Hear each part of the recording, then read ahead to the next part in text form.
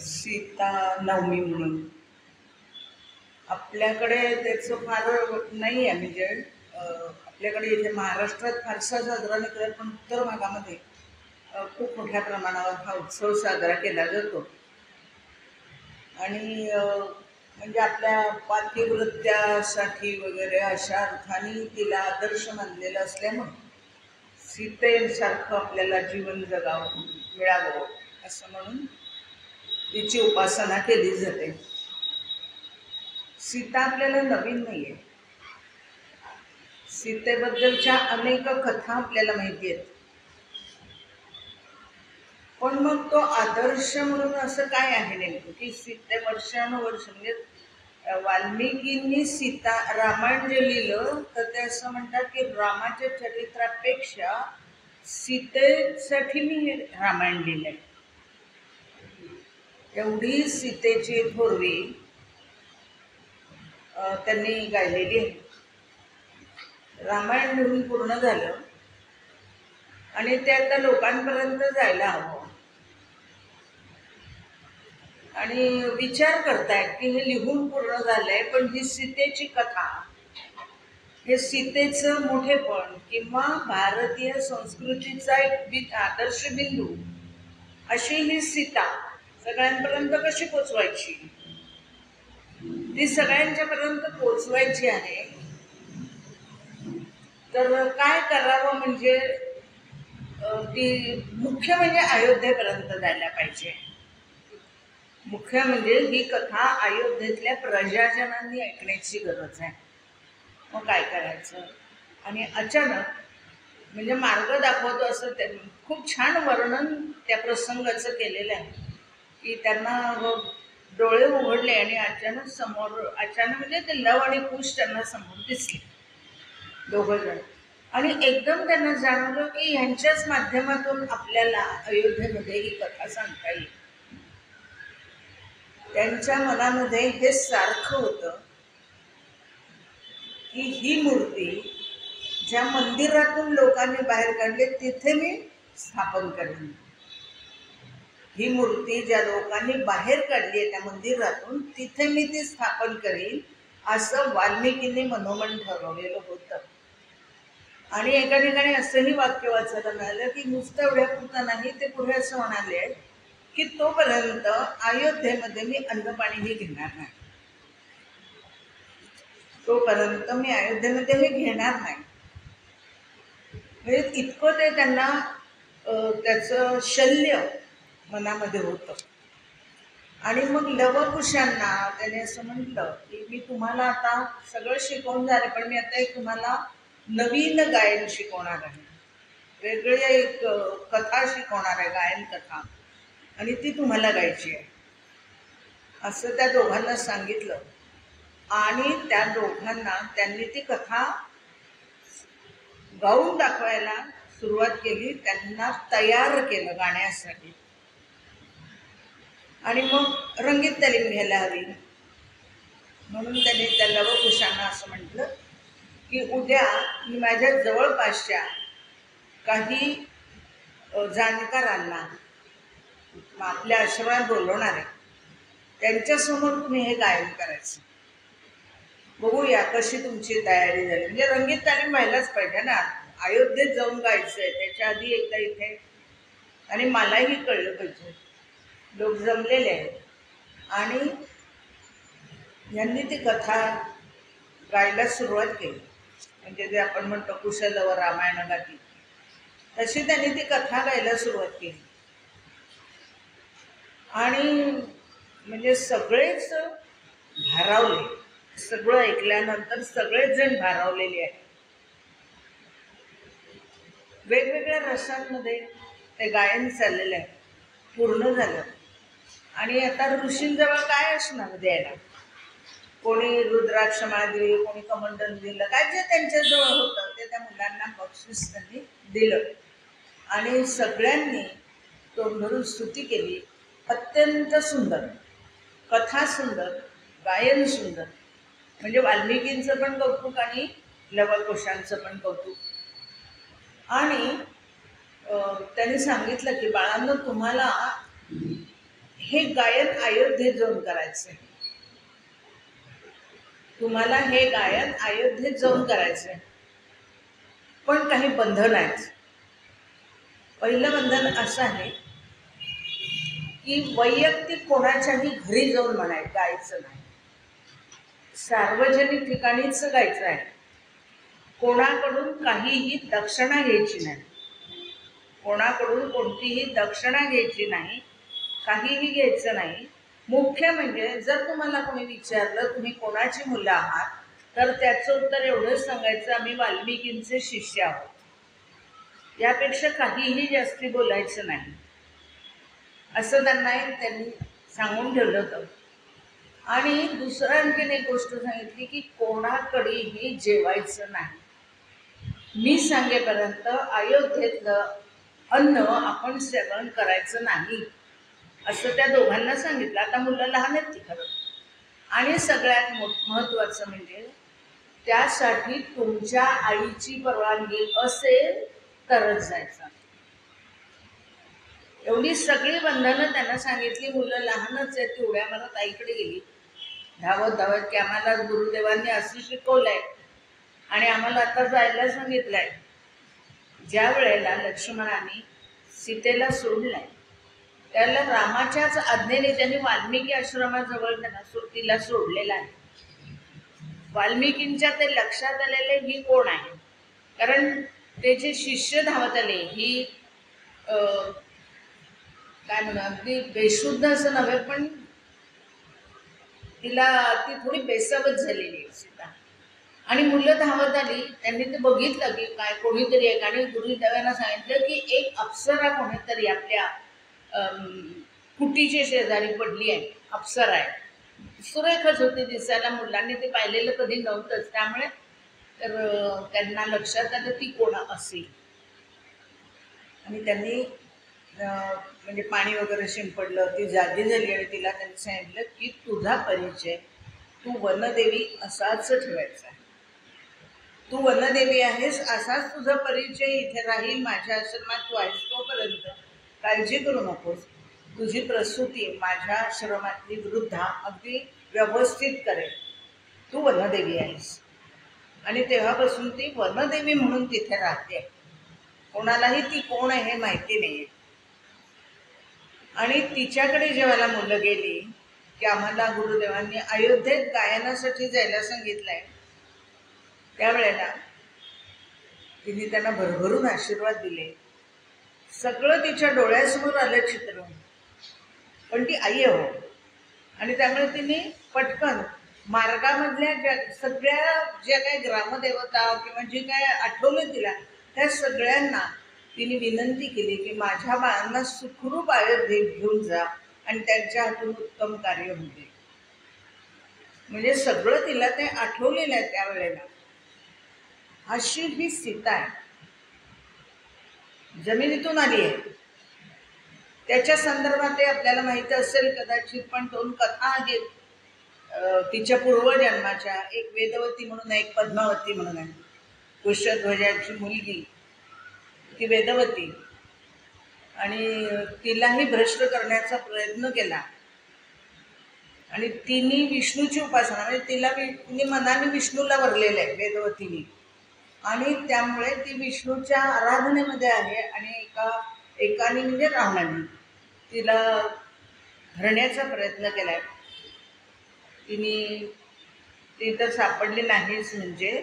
आणि तिने उडी मारली. ती केस कापून टाकल्या. योग सामर्थ्याने आपल्या बोटांच्या साहाय्याने तिने त्याच्या हातात असलेले केस कापून टाकले आणि तिने उडी मारली. तिने स्वतःला संपवलं. दुसरी कथा असं सांगतात की पद्माक्ष राजाची मुलगी पद्मावती या नावानं जन्माला आली. तिलाही असाच भ्रष्ट करण्याचा प्रयत्न केला. कुठलीही सुंदर स्त्री त्या रावणाला बघतच नव्हती. म्हणजे तिला भ्रष्ट केल्याशिवाय काय त्याला चैनच पडत नव्हतं बोलते. आणि त्यामुळे तिलाही भ्रष्ट करण्याचा प्रयत्न केल्याबरोबर तिनं एक गोळी तिनं होमकुंडात उडी मारली. आणि रावण जिथे हात घाललेली तिने उडी मारलेली पाहिली आणि तिथून काढू आपण. फक्त 5 रत्न त्याच्या हातामध्ये सापडली. ही कथा आपल्याला माहिती असेल कदाचित. आणि ती 5 रत्न घेऊन रावण घरी आला आणि म्हणाला मंदोदरीला, तुझ्यासाठी मग मी एक भेटवस्तू आणली आहे.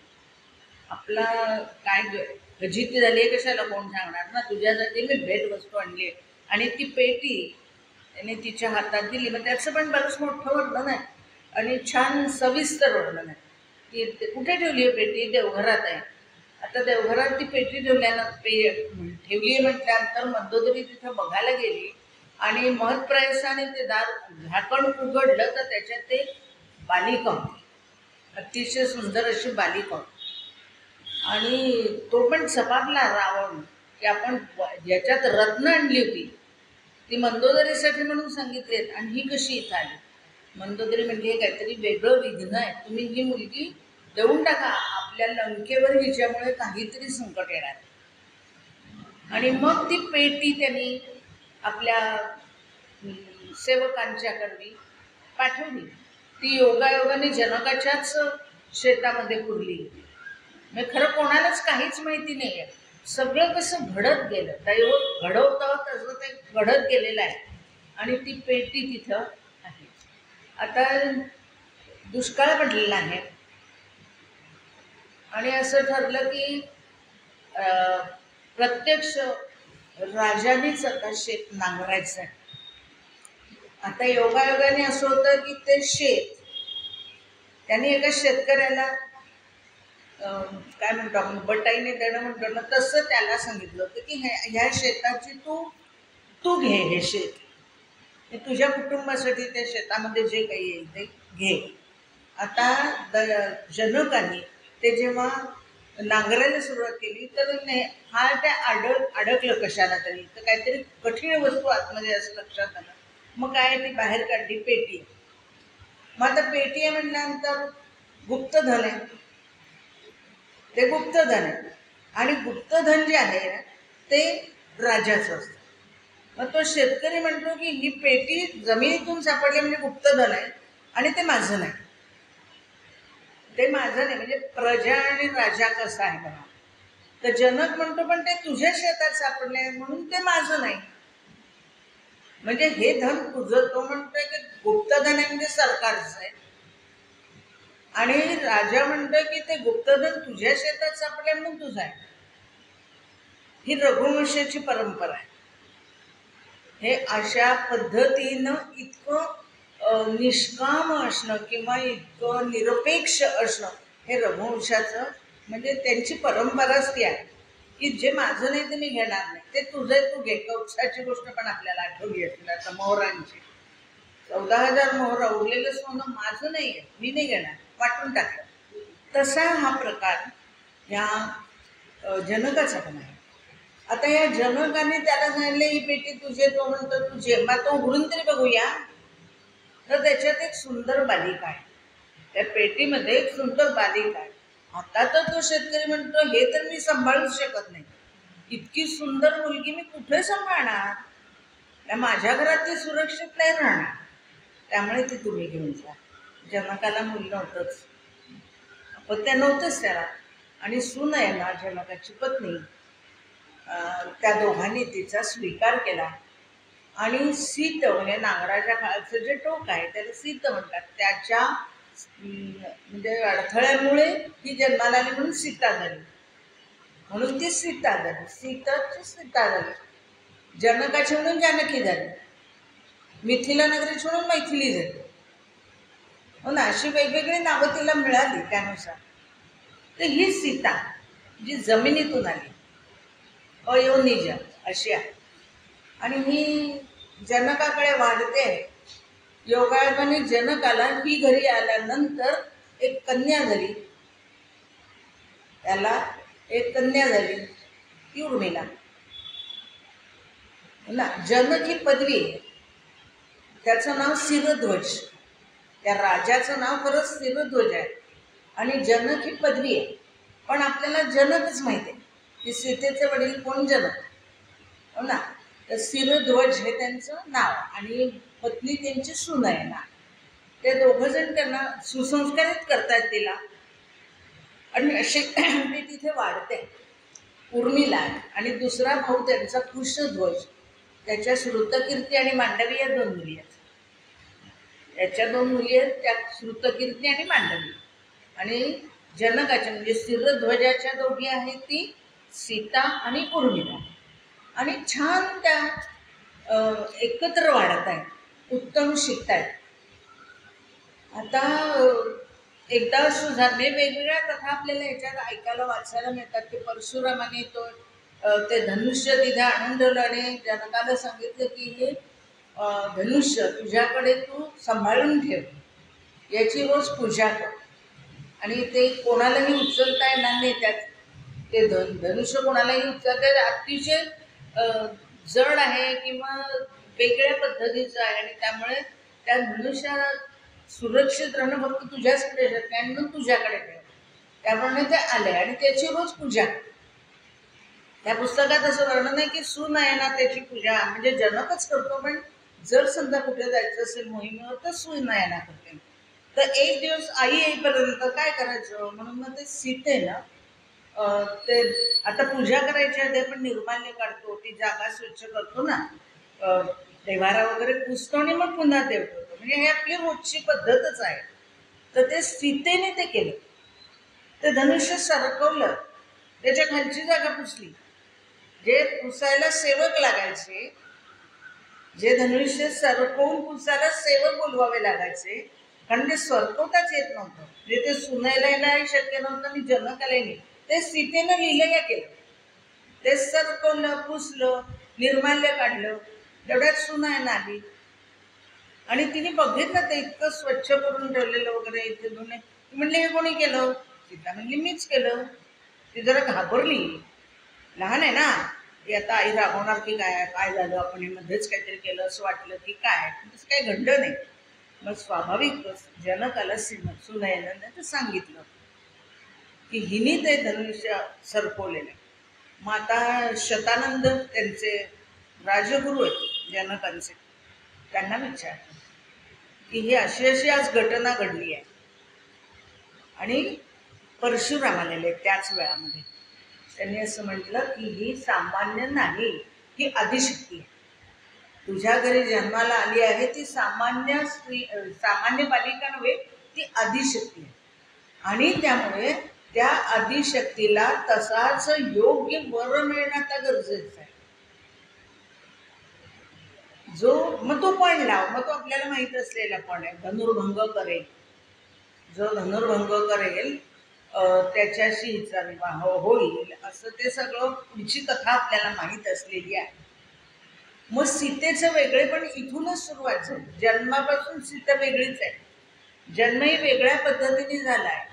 आता ती आदिशक्ती आहे ह्याचं तिला माहिती नाही आहे, म्हणजे ती आदिशक्ती म्हणून ती काही कुठे दाखवत नाही, ती घरातली एक मुलगी म्हणून वावरते, पण तिच्या हातून घडणारी जी कृती आहे ना ती बाकीच्यांना कळवते की ही सामान्य बालिका नाही. मग आता तो पण आहे वगैरे सगळं इथपर्यंत झालं, पण जाहीर झाला. विश्वामित्राने रामाला आणि लक्ष्मणाला घडवलंय. विश्वामित्राने दशरथाकडून त्यांना आणलं, हे सगळी नियोजित आहे. हे सर्व ऋषींनी एकत्र येऊन हे ठरवलेलं आहे. कशासाठी? तर जो अन्याय आणि अत्याचार करणारा आहे त्याचा नाश करण्यासाठी आपल्याला एक पुरुष घडवायचा आहे. हे त्या सगळ्यांनी मिळून ठरवलंय. ऋषी काय करतात तर फक्त म्हणजे जपमाळ घेऊन डोळे मिटून कुठेतरी नुसते बसून राहत नाहीत, हिमालयामध्ये जाऊन बसतात, समाजांशी त्याचं काही देणं घेणं नाही, अशा काही कल्पना आपल्या मनामध्ये आहेत. काय त्या ऋषींचं सांगताय, त्यांचं काय एवढं, पण ते ऋषी अखंड राष्ट्राचं आणि समाजाचं चिंतन करत असतात. अगदी आत्ताचं म्हणजे अलीकडचं म्हणजे आपल्याला माहिती आहे रामदास स्वामी ना, अवघ्या महाराष्ट्राचं चिंतन करतायत. हिंदू राजा दिला त्यांनी, सगळ्या जनतेला जागं करणं, हे सगळं करू शकतात.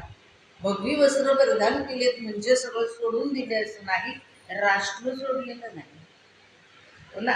आपलं राष्ट्र कोणीही सोडलेलं नाही या भावना त्यांच्या मनामध्ये सतत आहेत आणि राष्ट्राचं आणि प्रजेचं हित व्हावं असं चिंतन त्यांचं सतत सुरू असतं. आपल्याला वाटतं दाढी वाढवून तिकडे बसले, पण तिथे बसून ते चिंतन हे करत असतात. आणि त्या सगळ्या ऋषींनी एकत्र येऊन ठरवलेलं आहे की आपल्याला असा एक माणूस पुरुष घडवायचा आहे की जो रावणाचे अत्याचार संपवेल, राक्षसांचे अत्याचार संपवेल, असा एक घडवायचा. आणि म्हणून मग तो पुत्रकामेष्टी यज्ञ झाला. त्याच्यामध्ये ऋष्यशृंगांनीच तेच त्याचे अध्वरी होते, त्यांनी ते सगळं घडवून आणि तो यज्ञ संपन्न केला, पायस मिळालं, त्यातून ते जन्म मुलांचा वगैरे सगळं माहिती. आणि आता वसिष्ठ त्यांना घडवत आहे. वसिष्ठ घडवत असताना वसिष्ठ म्हणतात की आता हे पुढचं जे आहे म्हणजे शस्त्र आणि अस्त्र शिकवण्याचं, त्यांना मी बाकी सगळं शिकवलंय, परंतु प्रत्यक्ष युद्धात जे वापरायचं आहे ती शस्त्र अस्त्र कोण शिकवणार? ते विश्वामित्र. प्रत्येकाला प्रत्येकाचं स्पेशलायझेशन माहिती आहे आणि मुख्य म्हणजे मान्य आहे. मुख्य म्हणजे ते मान्य की याच्यात हेच तज्ज्ञ आहेत आणि यांनीच हे केलं पाहिजे. म्हणजे पुत्रकामेष्टी यज्ञ करायचे आहे तर ऋष्यशृंगच पाहिजे, कारण त्यांना त्या वनस्पतींचं जास्ती माहिती आहे. ते पायस कसं तयार करायचं याचं ज्ञान त्यांना आहे, म्हणून त्यांनी ते करायचं. म्हणजे योग्य व्यक्तीच्या हातून योग्य गोष्ट घडत जावी हा त्यांचा प्रयत्न. आणि त्याप्रमाणे विश्वामित्रांबरोबर ते गेलेले आहेत. तिथून ते मिथिलेला आलेले. चला आता आपण मिथिला नगरीत जाऊ. तिथे स्वयंवर जिंकायला राम आलेले नाही आहेत, हो ना. ते स्वयंवर जिंकायला आलेले नाही, ते मिथिला नगरीमध्ये गेलेले, जनकाच्या राज्यात जायचं म्हणून गेलेले. आणि ज्या वेळेला तो पण त्यांनी जाहीर केला की जो कोणी धनुर्भंग करेल त्याच्याशी माझ्या मुलीचा विवाह होईल वगैरे सगळं झालं. आणि कोणालाच ते जमलं नाही. मग स्वाभाविक आहे पण जाहीर केला, कोणालाही ते जमलेलं नाही. मग आता माझ्या मुलीचा विवाह होणार की नाही, कारण धनुर्भंगच करेल त्याच्याशी विवाह जाहीर झाले. मग आता कसं होणार? चिंता. मग एक क्षत्रिय उरला नाही का असं म्हटल्याबरोबर नेहमीप्रमाणे लक्ष्मणाला राग आला. तो शीघ्रकोपीच आहे आणि तो म्हणतो की मी आणि माझा दादा इथे असताना सगळे क्षत्रिय संपले का असं तुम्ही बोललातच कसं? असं तो एकदम उभा राहिला. रामाने त्याच्याकडे बघितलं. रामाच्या नजरेकडे लक्ष गेल्याबरोबर लक्ष्मण शांत झाला, जाणवलं आपलं काहीतरी चुकलं आणि खाली बसला. विश्वामित्राने सांगितलं रामा उठ. बघा कसं आहे, रामा उठ असं गुरूंच्या आज्ञा झाल्यावर मग राम उठलाय, तोपर्यंत नाही. कारण गुरूंनी इथे आणलंय, गुरूंच्या आज्ञेनुसारच मला सगळं करायचं आहे. आणि जेव्हा रामा उठ म्हटलं त्याला राम उठले. त्यांनी गुरूंना वंदन केलं. ते शिवधनुष्य आहे माहीत असल्यामुळे शिवधनुष्याला प्रदक्षिणा घातली. हे सांगण्याचं कारण काय म्हणजे बहुतेक त्या लेखकांनी जे बारीक सारीक वर्णन केलंय ते संस्कार आपल्या मनावर काहीतरी घडावेत म्हणून सांगितलंय होते. बाकी सगळे जण शक्तीचा अहंकार असलेले होते, त्यामुळे ताड ताड पावलं टाकत यायचं, ते धनुष्य उचलण्याचा प्रयत्न करायचा, जमत नाही म्हणून खाली मान घालून जागेवर जाऊन बसायचं नाही. रामाने ते केलं नाही. नम्रत आहे, शिवधनुष्य आहे, त्यामुळे त्या शिवाला आधी नमस्कार. दुसऱ्याचं मोठेपण मान्य करणं, तो आपल्यापेक्षा श्रेष्ठ आहे हे मान्य करणं, हे रामाच्या सगळ्या आयुष्यभर आपल्याला दिसतं, प्रत्येक घटनेत दिसतं. तर रामायण ही एक संस्कार करणारी अशी आपल्याकडची एक कथा आहे, हा इतिहास आहे. आणि त्याप्रमाणे रामाने ते शिवधनुष्य तोडलं. त्याच्या आधी तुलसी रामायणात छान वर्णन केलं आहे की पुष्पवाटिकेमध्ये गुरूंच्या पूजेसाठी फुलं आणायला गेले म्हणून राम गेले पुष्पवाटिकेमध्ये. ते गेलेले आहेत आणि त्यावेळेला ते हाक मारतायत, माळी दादा हात काहीचे, म्हणजे पटकन फुलं तोडली नाही, मायाच्या परवानगीने फुलं तोडायची. छोट्या छोट्या गोष्टी आहेत. पण ह्या मुलांना आपल्याला आता सांगण्याची गरज आहे संस्कारांसाठी. माळ्याला बोलवलं, माळीदादा आहात काय म्हणून, आणि माळ्याचा कोण हाक मारतात म्हणून सीतेची एक मैत्रीण तिथे आली. तिनं या दोघांना पाहिलं, त्या दोघांना पाहिलं आणि त्याचं एक छान वर्णन केलं. ती असं म्हणते की बोलायला म्हणजे डोळ्यांना मला तो दिसला, पण डोळ्यांना बोलता येत नाही, आणि जिभेला बोलता येतं, पण ती इतकी त्याला बघून स्तब्ध झाली की तिला आता बोलता येत नाही. एवढा तो सुंदर, म्हणजे माझे दोन्ही अवयव काम करत नाही असं ती थोड्या वेळानंतर सीतेला सांगते. आणि मग त्या दोघांनी एकमेकाला पाहिले आणि त्यावेळेला म्हणजे ती पण आपल्या देवीच्या पूजनासाठी तिथे आलेली आहे रोजच्याप्रमाणे, आणि तिला राम दिसलेले. आणि मनोमन कुठेतरी असं वाटलं की हा पती होईल का माझा, असं. म्हणजे मला आधी तिने त्या देवीची पूजा करताना म्हटलं होतं की मला योग्य पती मिळू दे, नाही मिळलं मला. आता ह्याला पाहिल्यानंतर ती पुन्हा देवीच्या जवळ गेली आणि म्हणते मला हाच पती मिळू दे. दोन घटना कशा आहेत बघा, काही अंतराने आहेत. आधी ती म्हणते योग्य पती मिळू दे, आणि ह्याला पाहिल्यावर म्हणते हाच पती मिळू दे. देवीची उपासना आहे. अशी ही सीता आहे, अशी ही सीता आहे. आणि त्यामुळे धनुर्भंग झाला, मग विवाह करायचा, पण वडिलांच्या परवानगीशिवाय नाही ना. म्हणजे जिंकला, पण जिंकला, विवाह नक्की झाला, पण वडिलांना कळायला पाहिजे, त्याशिवाय विवाह कसं करणार. मग दशरथ आले, मग ते सगळे पुढेचे 4 विवाह झाले वगैरे वगैरे. बाकी सगळा भाग सोडून द्या. सीतेचं वेगळेपण काय, सीता ही भारतीय स्त्रीचा आदर्श आहे. म्हणजे ती नम्र आहे, ती अतिशय नम्र आहे. तिने दोन्ही घरं सांभाळली, हे सगळ्यात महत्वाचं. दुहिता असं आपण म्हणतो ना मुलीला, दोन्ही घरांचं हित सांभाळणारी दुहिता. दोन्ही घरं, सासर आणि माहेर, दोन्ही घरांचं हित सांभाळणारी, म्हणून ती दुहिता असते. आणि ही सीता तशी आहे, सगळ्यांना जिंकून घेतलाय. सीतेनं सगळ्यांना जिंकून घेतलाय आपल्या नम्रतेने, आपल्या वागण्याने, आपल्या नम्रतेने आणि आपल्या वागण्यानं तिने जिंकून घेतलाय. म्हणजे असं एका ठिकाणी वाचायला मिळालं की जेव्हा लक्ष्मणाने तिला गरोदर असताना रामाने त्याग केला म्हणून वाल्मिकी आश्रमात सोडलं, त्या क्षणी ती जरा एकदम तिला धक्का बसला आणि ती थोडंसं बोलली, 1-2 शब्द, आणि म्हणजे रामांबद्दल तिने थोडेसे अनुद्गार काढलेले, पण लगेच ती भानावर आली आणि म्हणते की मी हे चुकून बोलून गेले. यातलं एकही वाक्य रामाला सांगू नकोस, कारण राम आणि मी एकरूप झालेल्यावर रामांचं माझ्यावर असलेलं प्रेम मला पूर्ण माहिती. त्यामुळे त्यांनी त्याग केलाय तो राणीचा त्याग केलाय, पत्नीचा नाही. त्यांनी त्याग केलाय तो राणीचा केलाय, पत्नीचा नाही, हे मला लक्षात आलेलं आहे. आणि लक्ष्मणा एक माझ्या तिन्ही सासवांना माझा नमस्कार सांग. त्याही वेळेला राग नाही आहे, सासरच्यांबद्दल कुठलाही आकस नाही आहे, ती त्याही वेळेला सांगते. म्हणून भारतीय स्त्रीचा एक आदर्श म्हणून सीतेचा उल्लेख आहे. जे काही गुण आपल्या जवळ असायला पाहिजे, म्हणजे संकोच आहे, मर्यादा आहे, पातिव्रत्य आहे, शील आहे, धर्म आहे, पत्नी धर्म, धर्म म्हणजे कर्तव्य, पत्नी म्हणून किंवा हे, तर ते धर्म, संस्कृती, हे सगळं ती सांभाळते. आणि म्हणून ती भारतीय स्त्रीचा आदर्श आहे सीता.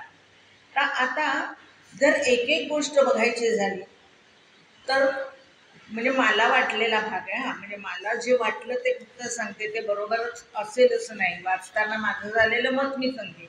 मर्यादा, तर हा इथं कुठंतरी सीतेचं चुकलं एका ठिकाणी. म्हणजे असं झालं की वनवासात जायचं ठरल्यानंतर अत्री ऋषींचा आश्रम पहिल्यांदा लागला, आणि अत्री ऋषींच्या आश्रमात आल्यानंतर स्वाभाविकच अनसूया आणि सीता यांची भेट झाली. आता अनसूया वयाने म्हणजे खूपच ज्येष्ठ आहे आणि सीता तिथे आलेली आहे. त्या दोघीजणी एकमेकीशी बोलत आहेत. अत्री या दोघांशी बोलतात. आणि त्यावेळेला अनसूया अशी म्हणते आहे की मला तू माझ्या मुलीसारखी आहेस आणि मुलीला मला काहीतरी द्यायचं आहे.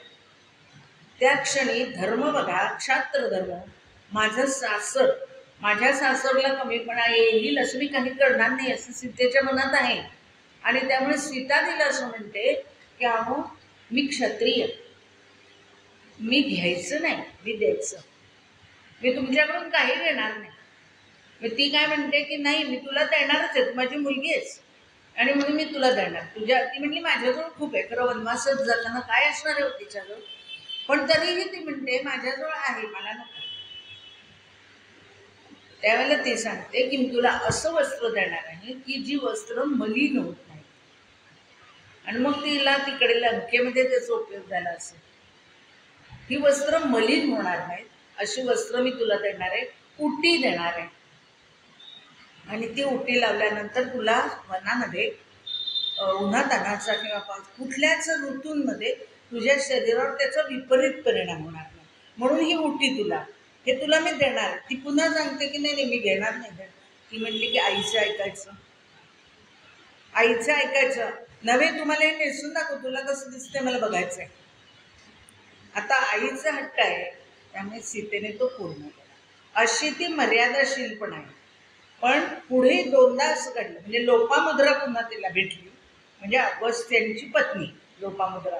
लोपामुद्राने तिला 3 गोष्टी सांगितल्या होत्या की बघ तू आता वनात जातेस, पण माझे अनुभवी बोल मी तुला सांगते.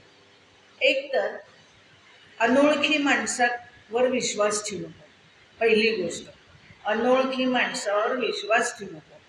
दुसरी गोष्ट अशी आहे की आजूबाजूला मायावी राक्षस फिरत असतात आणि ते कोणत्याही आवाज काढू शकतात, ते कोणताही आवाज काढू शकतात, ही दुसरी गोष्ट.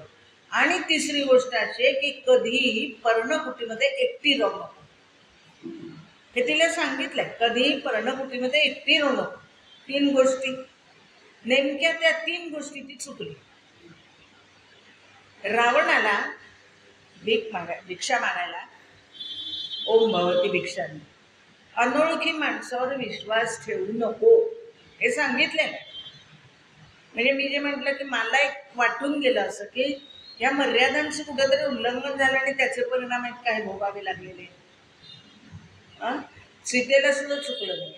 आपण एवढं तरी लक्षात, अनोळखी माणसांचं म्हणजे त्याच्यावर विश्वास ठेवा, तरीही ते त्याला भिक्षा द्यायला. दुसरं तिने असं सांगितलं होतं की मायावी राक्षस आवाज काढतात. मरीच्याने रामाचा आवाज काढला, धाव लक्ष्मणा धाव. आणि ही बोलली ना लक्ष्मणाला, नको ते बोल. लक्ष्मण सांगतोय वहिनी माझ्या रामाला हरवणारं कोणी नाही, मारणारं कोणीही जन्माला आलेलं नाही, विश्वास ठेव. ती म्हणते की तू बोलणारच असं, कारण तुला तर अभिलाषा नाही, मर्यादा ओलांडली, बोलण्यातली मर्यादा ओलांडली ना. आणि तिसरी गोष्ट, एकटी राहू नको सांगितलं होतं, लक्ष्मणाला पाठवलं, रामाच्या मदतीला लक्ष्मणाला पाठवलं, एकटी राहिली. तिन्ही मर्यादा ओलांडल्या, तिन्ही मर्यादा ओलांडल्या. लक्ष्मण रेषा ओलांडून रावणाला सुद्धा हात येता आलं नव्हतं, म्हणून हिला बाहेर बोलवलं, म्हणून हिला बाहेर बोलवलं. म्हणजे लक्ष्मण रेषा म्हणजे मर्यादा ज्या आहेत त्या फक्त महिलांसाठी नाही, पुरुषांसाठी पण आहे. सगळ्यांनी मर्यादेतच राहिलं पाहिजे, अमर्यादा होऊन नाहीच चालणार, मग संसार सुखाचा नाहीच होणार. मला हवं तसं मी करीन, तू मात्र बंधनात राहिलं पाहिजे. मग ती उफाळून येतो, मीच का बंधनात राहायचं, मलाही नको. मग संसाराचं काय होतं पाहतोय असं. तर हे रामायण आपल्याला सगळ्या गोष्टी शिकवत आहे. पण दुर्दैवाने असं ज्यांचे संसार पूर्ण झाले ते ऐकायला येतात, ज्यांना संसार करायचे त्यांना नकोच आहे. त्यांच्या दृष्टीने रामही फेक आणि सीताही फेक. फेक म्हणजे खोटे, बनावट असं. तर ती सीता चुकली त्याने. आता संकोचाच्या दृष्टीने ज्यावेळेला कैकेयीने सांगितलं की वनात जायचं, वल्कलं नेसायची. म्हणजे ती बाईची तयारी बघा कशी आहे. मग कारण वेगळे लोक सांगतात आणि तिच्याबद्दल खूप चांगले चांगले उद्गार काढतात वगैरे, जाऊ द्या. तर तिला की सीतेने पण वल्कल नेसायचे. ती वल्कलं कशा नेसायची तिला माहिती नाही, संकोच आहेत. आता काय करू, नेसता येत नाही पण नेसायचे आहेत. कारण रामाबरोबर मी जाणारच आहे, रामाशिवाय मी राहूच शकत नाही. आणि त्यामुळे मला तिच्याबरोबर जाईल, त्याच्याबरोबर जायचं. म्हणजे ती सांगतेच. परवानगी काढताना तिने खूप युक्तिवाद केलाय. परवानगी काढताना तिने खूप युक्तिवाद केलाय. ती म्हणते, मग माझ्या वडिलांनी मला नाही का पराक्रमी पुरुषाबरोबर लावून दिलं असं मला सांगितलं, आणि तुम्ही जर माझं वनामध्ये रक्षण करू शकणार नसला तर माझं चुकलं की काय. हा पहिला युक्तिवाद. अगं तिथे इतकी हे असतात, श्वापद असतात, ते तर म्हणजे वनाची भीती दाखवत होते ते. आणि तू येऊ नको, त्यांना वाटत होतं इतकी कोमल मुलगी आहे, तिला कसं झेपणार, म्हणून ते काय काय काढणं. पण त्यावेळेला तिने मोठं काय म्हणायचं, रामाला सुद्धा पटेल असं सांगितलं की मग माझ्या वडिलांनी पराक्रमी मुलाबरोबरच लग्न लावून दिलंय ना माझं, जर माझं रक्षण करू शकणार नसेल तर मग माझं चुकलं की काय. म्हणजे मला तू पराक्रमी आहेस म्हणून मला नेलंच पाहिजे. आणि ती म्हणते, तुम्ही जिथे असाल तिथे प्रासादाहून प्रसन्न कानन वगैरे. त्यामुळे मग रामाने तिला वल्कलं नेसायला शिकवली. संकोच आहे, कोणाला सांगू. इथे सगळी मोठी माणसं बसले, त्यांच्यासमोर रामाला म्हणता येत नाही मला वल्कलं नेसायला शिकवत आहे, पण दुसरं कोणीच नाही. रामच पुढे झालेत आणि त्यांनी तिला वल्कलं नेसायला शिकवलेली आहे. शिलाबद्दल तर बोलणारच होतं. म्हणजे तिच्या शिलाची हमी अग्नीने तर दिलीच आहे. तिच्या शिलाची हमी अग्नीने दिली आणि मग वाल्मिकींनी सुद्धा दिली. वाल्मिकींनी सुद्धा म्हटलेलं आहे, शेवटी ज्या वेळेला अयोध्येमध्ये तिला आणलं त्यावेळेला वाल्मिकींनी म्हटलेलं आहे, किती पवित्र आहे हे मी सांगतो. माझं आत्तापर्यंतचं पुण्य मी त्याच्यासाठी द्यायला द्या, ती पवित्रच आहे. आता तिच्या शिलाबद्दल एवढी हमी अग्नीनं आणि वाल्मिकींनं द्यावी, म्हणजे त्याच्याबद्दल काय बोलणार. आणि संस्कृती, पती हा धर्म आहे, सासर माझं आहे. आणि त्या संस्कृतीत बघा, त्या काळात ह्या चारही बहिणी सासरे राहिल्या, चारही बहिणी. आता ही वनामध्ये गेली पण त्यातही सासरीच राहिल्या, दशरथांच्याच तिथे राहिल्यात. आणि माझ्या वृद्ध सासवांची सेवा करण्यासाठी म्हणून त्या तिथे राहिलेल्या. कैकेयीचा राग कोणीही केलेला नाही. कैकेयीमुळे मी रामाला जावं लागतं, मी कौशल्याला राग यायला हवा होता, पण नाही तसं झालं. हे वेगळे पण आहे रामायणात. हे आपल्याला झेपण्यासारखं वाटत नाही म्हणून अशक्य वाटतं. वाटतं की हे काहीतरी खोटंच लिहिलंय, कारण आपण हे करूच शकत नाही. आपण हे करू शकत नाही म्हणून असं वाटतं. पण ही त्यावेळची रीतच होती. आणि त्यामुळे त्या सगळ्या जणी, आणि ह्या संस्कार कोणी दिले, सुनयनाने. सुनयनाने काही गोष्टी तिला असं सांगितल्या की सगळ्यात महत्त्वाचं म्हणजे, जसं दशरथाने आपल्या बायकांना पापणी व्रत सांगितले ना, तसं सुनयनानं आपल्या मुलींना काय सांगितलं की घरातल्या सगळ्या मोठ्या लोकांची सेवा करा, घरातल्या सगळ्या मोठ्या लोकांची सेवा करा, घरातली सम्राज्ञी व्हा, घराची सम्राज्ञी व्हा. म्हणजे काय, सम्राज्ञी म्हणजे कोण, सगळ्यांच्या सुखाची जबाबदारी घेणारी. लक्षात येईल, सगळ्यांच्या सुखाची जबाबदारी घेणारी ती सम्राज्ञी, स्वतःच्या नाही सगळ्यांच्या. तर तुम्ही सम्राज्ञी व्हा, घराच्या सम्राज्ञी व्हा, म्हणजे घरातल्या सगळे सुखी राहतील असा प्रयत्न करा. आता दशरथाला अनेक पत्नी, म्हणजे 3 या होत्याच आणि शिवाय 350 होत्या असं म्हणतात. त्याचं कारण वेगळं होतं, राजकारण म्हणजे त्यांचं राज्य वगैरे असं काही काही वेगळी कारणं होती असं पण सांगितलं जातं. पण सुनयनाला असं वाटतं की जर दशरथ याच्या म्हणजे त्यांच्याकडची रीत असेल समजा अनेक विवाह करण्याची, तर ती एक सूचना देऊन ठेवते. ती असं म्हणते की जर समजा तुझ्या पतीने आणखीन काही विवाह केले, तुझ्या पतीनं आणखीन काही विवाह केले तर तुझ्या सवतींबरोबर तू बहिणीसारखी राहा. कोणाचाही द्वेष करू नको, असूया कोणाच्याही बद्दल मनामध्ये असू देऊ नको, असा ती उपदेश करते आई मुलीला. हां, हे पण वेगळं आहे. आणि सगळ्यात महत्त्वाचं म्हणजे सगळ्या गोष्टी तुझ्या मनासारख्या होतील असं नाही. सासरी गेल्यानंतर सगळ्याच गोष्टी तुझ्या मनासारख्या होतील असं नाही. त्यामुळे लक्षात ठेव, म्हणजे नकार पचव. एखाद्या गोष्टीला समजा नवऱ्याने नकार दिला तर शांत राहा, सहन कर. सगळं उलट कसं आपण करतोय ते लक्षात ठेव. आणि आपला हात उदार ठेव, म्हणजे देत राहा, सगळ्यांना देत राहा. आपला हात उदार ठेव, संचय करू नको, वाटत राहा. कारण ती रघुवंशाची रीतच आहे आणि त्याप्रमाणे तू पण कर. अशा पद्धतीनं सुनयनेनं तिला उपदेश केला. कोणी परत या असं म्हटलेलं नाही. आम्ही बघू तुझं हित आम्ही बघू, काही तिथे राहू नको.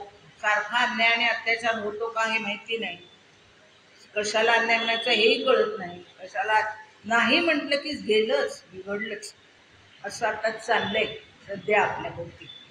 तर सीतेचा अभ्यास म्हणून करायचा. या सगळ्या बहिणी तशाच आहे बरं का. तर त्या सीतेने तुमच्या आमच्यासारखंच दोन गोष्टी, म्हणजे सगळ्यांना आपलं मानण्याच्या की जेव्हा विराध राक्षसाने एका झाडावर बसलेला आणि चालता चालता वरच्यावर त्यांनी सीतेला उचलली, त्याबरोबर तिने ओरडायला सुरुवात केली ना, वाचवा वाचवा म्हणून. राम आणि लक्ष्मणाला वाचवा वाचवा म्हणून ओरडायला सुरुवात केली. आता ते दोघं धावत येत आहेत म्हटल्यानंतर, हातात शस्त्र घेऊन आलेत म्हटल्यानंतर, आता प्रत्येकजण स्वतःचा जीव वाचवेलच ना. त्यामुळे ते विराधाने स्वतःला वाचवण्याचा प्रयत्न करण्याकरता हिला खाली ठेवली, त्या दोघांना दाराला धरली. त्याबरोबर सीता म्हणते नको नका, त्यांना नका मारू, मला मारलं तरी चालेल. आधी स्वतःला वाचवण्यासाठी ओरडली आणि त्या दोघांवर संकट येत आहे म्हटल्यानंतर ती म्हणते नका नका, त्यांना नका मारू, मला मारलं तरी चालेल.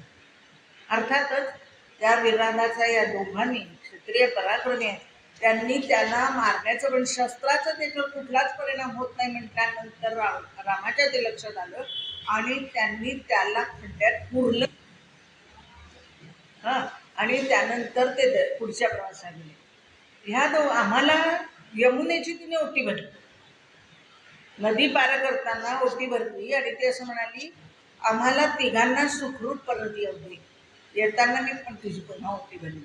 तिघं, आम्हाला दोघांना नाही, लक्ष्मण बरोबर आहे तो पण, म्हणजे आम्ही तिघं सुखरूप परत यावे. बरोबर वीर आहे ते पण आपले आहे, हे का सांगावं लागतं. हे खरं म्हणजे आपल्याला सांगण्याची गरज नाही आहे, आपण हे सगळं सांभाळलं आहे आत्तापर्यंत. म्हणजे धीरही आपले, आत्ताही आपण धीरांचं करू, खरं तर घरामध्ये असतील तर जाऊ गेली असली तरी धीरांना सांभाळतोय, हे सगळं जरी करतोय. आता ह्या पिढीत ते केलं जात नाही, म्हणून आवर्जून हे सांगायचं की यमुनेची ओटी भरली आणि तिला सांगितलं की आम्हाला परत येताना तिघांनाही सुखरूप येऊ दे, मी पुन्हा तुझी ओटी भरली. आता हा आपला स्वभाव आहे बायकांचा, म्हणजे ज्याला बायकी म्हणतो ना तसं आहे ते. पण कुठेतरी श्रद्धा असते की नाही याच्याने काम होईल, नक्की आम्ही परत येऊ, ही श्रद्धा आहे. आम्ही नक्की परत येणार आहोत ही श्रद्धा आहे आणि तुझी खणा नारळाने ओटी भरेल असं ती सांगते. ही सीता सर्वांवर प्रेम करणारी, म्हणजे आपल्या सासवांवर करतेच आहे, सगळ्यांवर. आपल्या भोवती पहाऱ्याला बसलेल्या, म्हणजे रावणाने तिला नेल्यानंतर अशोकवनामध्ये त्या राक्षसणींशी सुद्धा तिनं व्यवस्थित वागते. त्या राक्षसणींशीही ती व्यवस्थित वागते आहे. उदाहरण द्यायचं झालं तर त्रिजटेचं, ती प्रमुख आहे त्यांची, त्या पहारेकरी स्त्रिया ज्या आहेत त्यांची प्रमुख कोणती, त्रिजट आहे. तिच्याशी सुद्धा ती प्रेमाने वागते, इतकी प्रेमाने वागते की तिला सुद्धा सीतेबद्दल प्रेम निर्माण झालंय आणि ती सीतेला सतत मनोबल देत राहते, सारखी मानसिक आधार देत राहते. सीता ज्याला राम राम असं लिहित असते जमिनीवरती, त्याला ती विचारते तू हे काय करतेस. तिने सांगितलं की मी माझ्या पतीचं नाव आहे, मी त्याचाच अखंड जप करत असते, कारण दुसरं मला काही माहितीच नाही, त्याचा मी जप करते तेच मी लिहिते राम राम म्हणून. त्या त्रिजटाने विचारलं मी लिहिलं तर लिहि की म्हणाले, तुझाही उद्धार होईल, तुझाही उद्धार होईल आणि तू लिहि. त्रिजटा राक्षसीने तिचं परिवर्तन सीतेच्या सहवासात राहून होत आहे. आणि मला पुढचं ती काल्पनिक कथा आहे पण तरीही ती गोड आहे, कथा गोड आहे. ती म्हणते की पारिजातकाची फुलं आता इतकी नाजूक असतात, पारिजातकाची फुलं आपल्याला माहिती, ती खाली पडली आणि लगेच कोमेजणार असतात, आणि ती राक्षसणीच्या हातात तर शोभणारच नाही, कारण राक्षसीण ही कल्पना आपल्या डोक्यात वेगळी आहे ना, अशी क्रूर वगैरे किंवा राठ हात आहेत किंवा जे काही वाईट आहे ते सगळं असं आपली कल्पना आहे.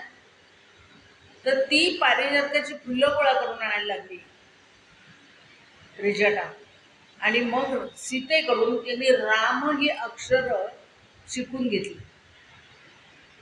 आणि त्या पारिजातकाच्या फुलांपासून ती पण राम राम लिहिली आणि ती सीतेला मनोबल देते. आणि ज्या वेळेला लंका दल झालं वगैरे आणि आता सीतेला घेऊन जायचं, म्हणजे रावण वधही झाला आता सीतेला घेऊन जायचं, तर तो हनुमंत म्हणतो आई ह्या बायकांनी तुला खूप त्रास दिला नाही, ते दिवस एकेकीला मी धडा शिकवतो, या ह्या भोवती बसलेल्या सगळ्या बायकांनी तुला इतकी वर्ष त्रास दिला, जे 10 महिने तू इथे होतीस त्यात त्रास दिला, यांना एकेकीला धडा सगळ्यांना मारून टाकलं.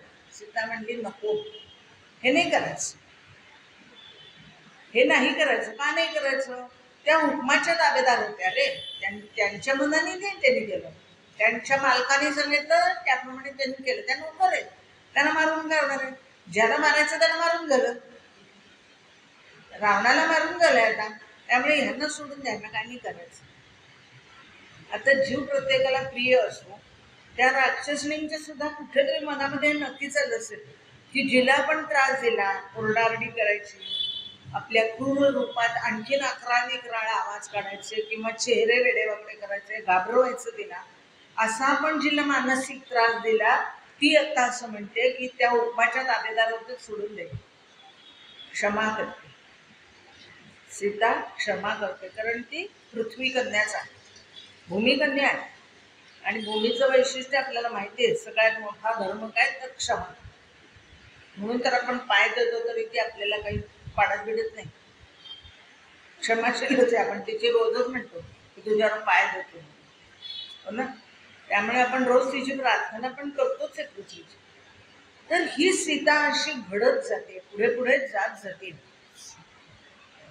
आणि एक एक तिचा ज्या वेळेला रावणाने तिला पळवली आणि हनुमंत जेव्हा म्हणाला की आता मी तुला घेऊन जातो खांद्यावर बसून, त्यावेळेला तिने उत्तर दिलेलं आहे, बाळा, म्हणजे तो आई म्हणतोय, ती पण त्याला मुलगा म्हणते, पुत्रच म्हणते हनुमंताला, आणि त्यावेळेला ती म्हणते आहे की रावणाने जेव्हा मला स्पर्श केला त्यावेळेला माझा नाईलाज होता, त्यावेळेला माझा नाईलाज होता, पण मी आपणून नाही तुझ्या खांद्यावर येणार. दुसरं म्हणजे जरी मुलगा असतच ना तरी बघ ना, तू लक्षात घे, आता समजा की सागरावरून जाता जाता लाटांची मला भीती वाटली, मी पडले बिडले तर नको, हे सगळे लटकी कारण आहेत, खरं कारण ते शेवटी सांगते, खरं काय ते तुला सांगते, मी तुझ्याबरोबर तर येणारच नाही, कारण माझ्या रामावर पूर्ण विश्वास आहे, आणि त्या रामाने वध करूनच मला इथून नेलं पाहिजे, पराक्रम त्याचा, हे माझं वैभव आहे, रामाचा पराक्रम हे माझं वैभव आहे, म्हणून त्यामुळेच राम मिळालाय मला, ते शिवधनुष्य तोडलं तेव्हा, त्यामुळे त्या त्या पराक्रमावर मी प्रेम करते, आणि त्या रामानं मला इथून न्यायचं आहे. दुसरी गोष्ट, पुढची गोष्ट महत्वाची आहे, जे आपल्या भारतीय संस्कृतीचं वैशिष्ट्य आहे, जे आपण म्हणतो की आम्ही दुसऱ्याचा विचार करतो, तर ती असं म्हणते की मी एकटी आहे का रावणाच्या दरबारा, म्हणजे पळवून आणलेली मी एकटी नाही आहे, अनेक जण, रावणाने अनेक स्त्रियांना पळवून आणलंय. जर रावणाचा वध झाला तर त्या सगळ्यांची सुटका होईल. आता तू तुझ्या खांद्यावर बसून गेले तर मी एकटीच मुक्त होईल रावणाने आणलेल्यापैकी. पण जर रावणाला मारलं रामाने तर त्या सगळ्या मुक्त होतील. आता संकटामध्ये ती पण आहे, पण तरीही ती त्यांचा विचार करते. हे सीतेचं वेगळं, तरीही ते त्यांचा विचार करते. सीतेचं वेगळेपण आहे. म्हणून भारतीय संस्कृतीमध्ये तिचं एक वेगळं स्थान आहे. तिचं एक वेगळं स्थान आहे. मग अग्निपरीक्षा द्यायला सांगितली. अग्निपरीक्षा द्यायला सांगितली आणि पुन्हा गडबडच आहे. म्हणजे तिला याची खात्री आहे की राम हे सगळं का करतोय, एक राजा म्हणून करतोय. हो ना. त्यांनी सांगितलं की मला खात्री आहे पण लोकांची खात्री पटली पाहिजे, म्हणून तिने अग्निप्रवेश केला. आणि त्याप्रमाणे अग्नीने तिला स्पर्श केलेला नाही. आता अग्नीने स्पर्श केला नाही याचा अर्थ असा ती इतकी पवित्र आहे की तिने आतमध्ये यावं एवढी वाटच अग्नीने पाहिलेली नसणार. की काय काय तिची काय परीक्षा घ्यायची. अग्नीला सुद्धा खात्री आहे, पवित्र अग्नीला ज्याच्यात सगळं हिणकस जळून जातं त्या अग्नीला खात्री आहे ना. आणि म्हणून तो म्हणतोय की हिची काय परीक्षा घ्यायची सीतेची. असं असावं असं म्हणजे वाचताना मला वाटलं. त्यांनी सांगितलं की असू शकतं, असं कसं होईल अग्नीत प्रवेश केला आणि ती तशीच राहिली, असं आपल्या मनाला वाटतं की नाही. कसं शक्य आहे, लगेच चटका बसणारच आहे, होणारच आहे. पण असं होऊ शकतं की ती शेवटी अग्निदेवता आहे आणि त्या अग्निदेवतेला दुसरी देवता ओळखता येणार नाही का पावित्र्याची, असं होणार नाही. आणि त्यामुळे ती वेळच झालेली नाही. आणि अग्निपरीक्षा झाली आहे, सगळ्या लोकांनी पाहिलेलं आहे. आणि सीतेला घेऊन राम अयोध्येत आलेले आहे. तिथे आल्यावरती सगळ्यांना काय काय बक्षिसं द्यायची, त्याप्रमाणे हिनं रामाने हिला दिलेला उंची हार त्या हनुमंताला दिला. तेही आपल्याला माहिती आहे. ज्याच्यात राम नाही ते मला नकोच म्हणून त्याने ते सगळे मणी फोडून टाकले, ते पण आपल्याला माहिती आहे. हो ना. म्हणजे किती उंची गाठावी हो, राम सीतेच्या आदर्शाने किती उंची गाठावी.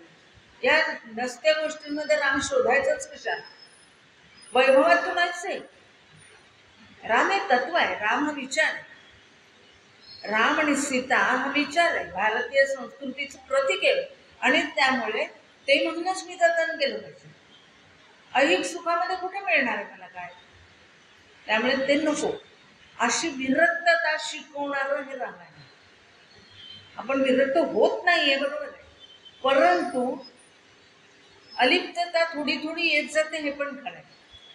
की ऐहिक हे सुखांपासून आपण नाही मिळालं तरी चालेल, काय एवढं त्याच्यापासून वाटलंय असं वाटण्याची वेळ म्हणजे आपण विचार करू शकतो. मिळावं असं वाटतं, पण मिळालं नाही म्हणजे सगळं संपलं असं मात्र आता वाटत नाही. रामायणाचा अभ्यास सुरू केल्यापासून, आणि मी नव्हे कोणीही, तर हा राम विचार आहे. आणि म्हणून राम आणि सीता हे आपले आदर्श आहेत. आता इथेपर्यंत सगळं झालं, इतकी परीक्षा झाली, आणि तरीही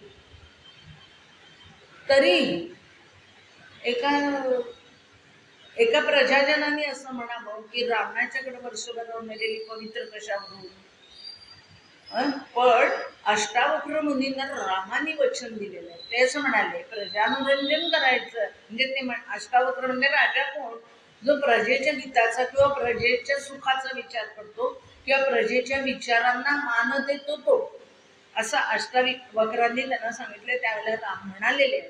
म्हणजे काय म्हणतो आपण, नियतीच बोलते की काय, तसा प्रकार तो वाटतो ते वाक्य ऐकताना. आणि राम त्याला म्हणतात की जर उद्या प्रजेसाठी मला प्रत्यक्ष सीतेचा त्याग करावा लागला तरी मी करतो.